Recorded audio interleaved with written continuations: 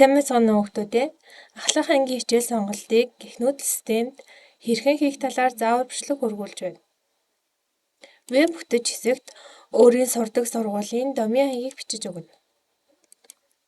Нэвтрэх нэр хэсэгт анги удирдсан багшаас авсан мэдлийн хаягийг бичээд нууц үгийг бичин нэвтрэх товчийг дарна.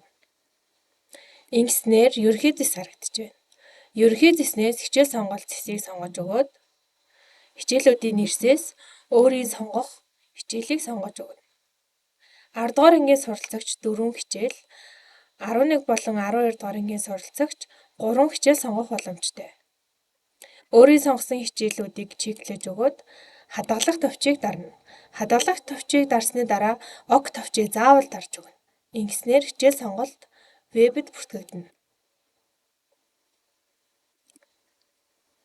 Хэрвээ хичээл сонголтоо буруу хийсэн тохиолдолд анги удирдсан багшид хандан буцаалгах боломжтой. Буцаасан хичээл сонголт төлөв хэсэгт буцаасан төлөвт харагдана. 9-р сарын 9-ний өдрийн 22 цагаас өмнө хичээл сонголтоо амжиж хийгээрэй. Анхаарал хандуулсанд баярлалаа.